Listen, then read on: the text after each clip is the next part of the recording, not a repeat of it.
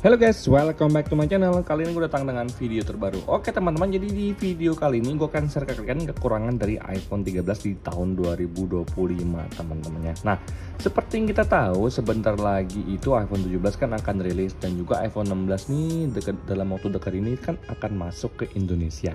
Jadi untuk varian-varian iPhone jadul, terutama untuk mulai dari varian iPhone 12 itu udah mulai terpinggirkan pelan-pelan teman-teman, termasuk untuk iPhone 13 ini guys ya. Nah, menurut gue secara pribadi ya teman-teman, untuk tahun 2025 ini untuk iPhone 13 ini masih sangat bisa dipakai guys ya. Karena bagi gue secara pribadi, kalau bisa ngasih rekomendasi buat kalian teman-teman ya, gue itu lebih prefer bagi kalian untuk ambil iPhone 13 atau iPhone 15 teman-teman ya.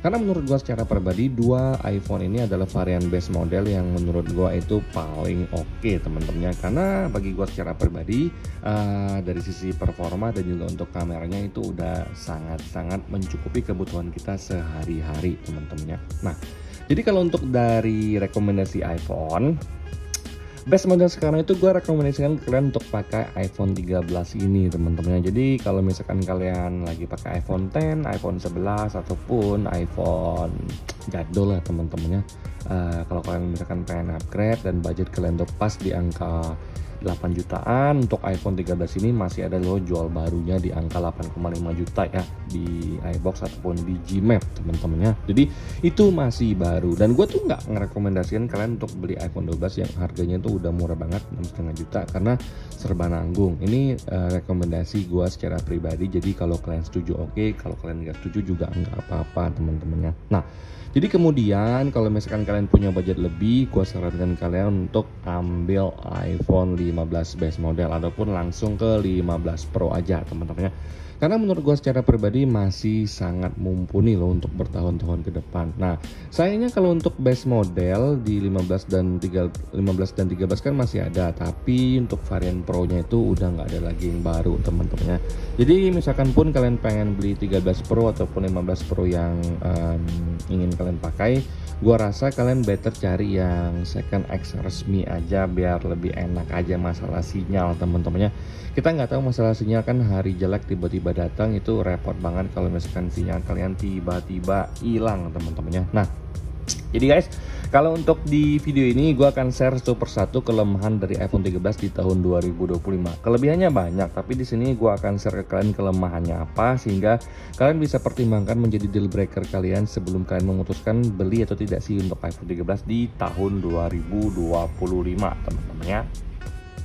Oke, kekurangan pertama menurut gue secara pribadi adalah dari sisi chipset teman-teman. Menurut gue secara pribadi chipset di iPhone 13 ini yaitu chipset A15 Bionic itu sebenarnya masih mumpuni. Tapi kalau misalkan kalian compare dengan chipset yang terbaru sekarang, chipset 17, chipset 18 yang udah rilis juga teman-teman, menurut gue iPhone 13 ini udah mulai ketinggalan dari sisi chipset.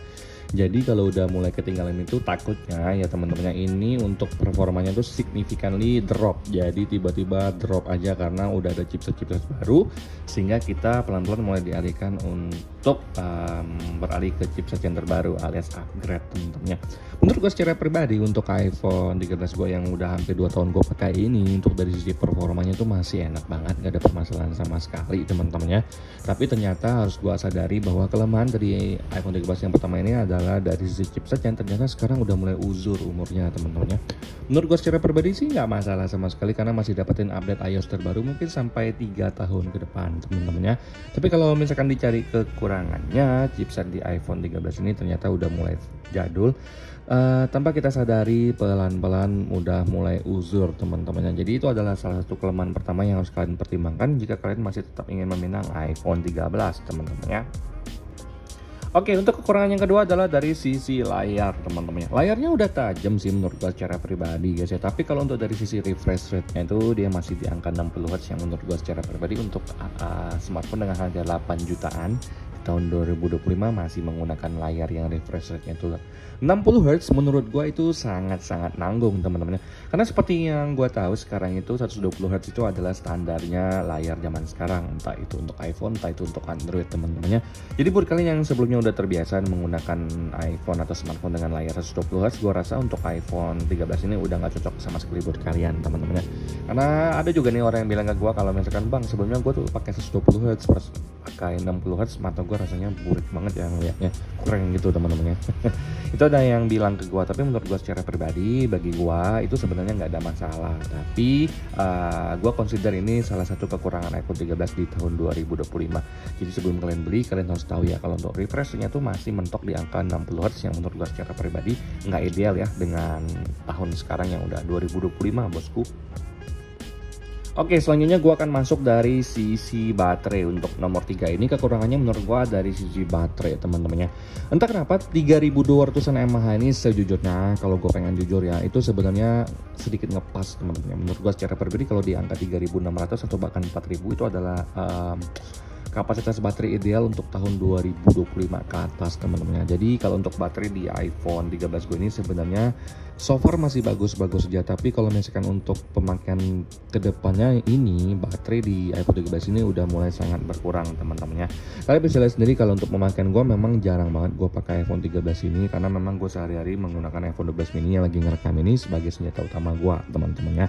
Tapi rata-rata SOT di iPhone 13 gue ini berkisar 4-5 jam saja, yang menurut gue secara pribadi masih bagus.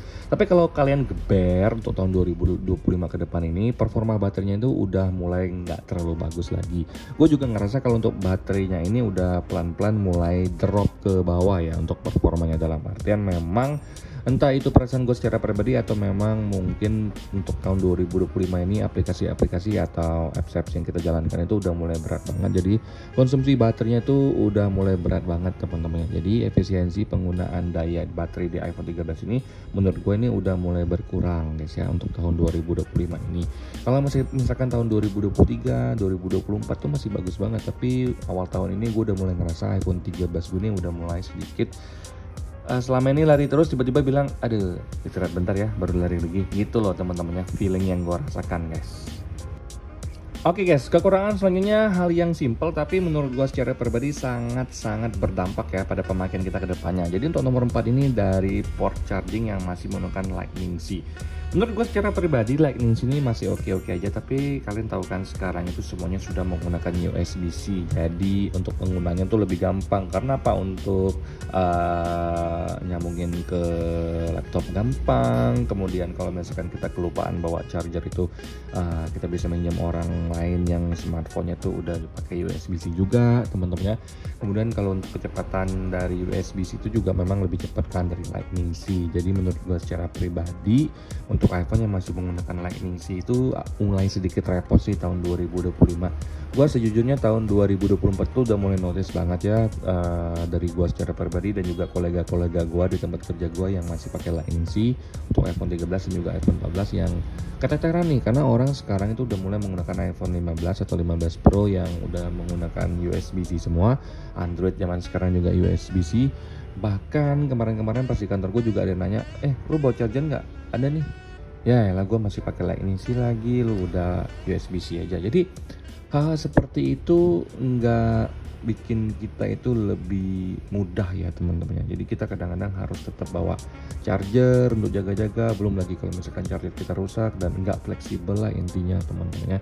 Jadi menurut gue secara pribadi dengan harga 8,5 juta di tahun 2025 masih pakai Lightning C belum USB, kurang nonjok aja sih rasanya teman-teman. Dan gue udah merasakan memang agak repot sih kalau masih menggunakan Lightning C di tahun 2025 ini teman-teman ya. Oke guys, kalau untuk hal yang terakhir kita dari optimalisasi AI yang ada di iPhone 13 ini teman-teman. Seperti kita tahu zaman sekarang AI itu sudah menjadi sebuah hal yang normal dan memang sangat-sangat berguna untuk kegiatan kita sehari-hari kalau digunakan dengan cara yang benar teman-teman ya. Nah, kebetulan kalau untuk iPhone 13 sendiri walaupun masih dapat updatean iOS 18, tapi kalau untuk AI-nya sendiri ini memang udah nggak bisa sama sekali bekerja di iPhone 13 ini teman-teman ya. Karena kalau nggak salah Apple Intelligence itu cuma bekerja di varian iPhone 15 Pro ke atas teman-teman ya. Dan juga untuk iPhone 13 ini AI apalah itu AI itu udah mulai kurang banget teman-temannya di iPhone 13 ini. Jadi kalau buat kalian yang nyari fitur-fitur canggih di AI yang udah disediakan oleh Apple Intelligence itu sama sekali nggak bisa kalian temui di iPhone 13 ini. Jadi buat kalian yang memang suka teknologi, suka update terbaru, iPhone 13 ini udah nggak cocok banget buat kalian teman-teman ya. Jadi sebelum kalian beli, kalian bisa jadikan sebagai deal breaker hal-hal yang gue sebutkan ini. untuk kalian pertimbangkan sebelum kalian meminang iPhone 13 di tahun 2025 guys ya. Nah, jadi itu sih yang bisa gue sampaikan ke kalian. Kalau boleh jujur teman-teman, untuk profesional iPhone 13 ini udah nggak cocok lagi. Tapi kalau untuk pemakaian casual bagi gue atau seperti gue pemakainya yang cuma sekedar main game Mobile Legends, kemudian WA, kemudian buat nelpon dan juga nonton Netflix, itu masih sangat bagus banget teman-teman ya. Tapi kalau mau dicari kekurangannya udah gue jabarkan ke kalian teman-teman ya. Nah, sekian video gue kali ini. Semoga video kekurangan iPhone 13 ini berguna buat kalian yang lagi ragu-ragu nih mau beli iPhone 13 atau enggak. Intinya kalau pemakaian kalian nggak berat, gas beli aja teman-teman ya. Tapi kalau kalian profesional pemakaiannya berat, gue rasa jangan teman-teman ya. Sampai jumpa di video selanjutnya. Semoga kalian semua dalam keadaan sehat guys. Bye bye.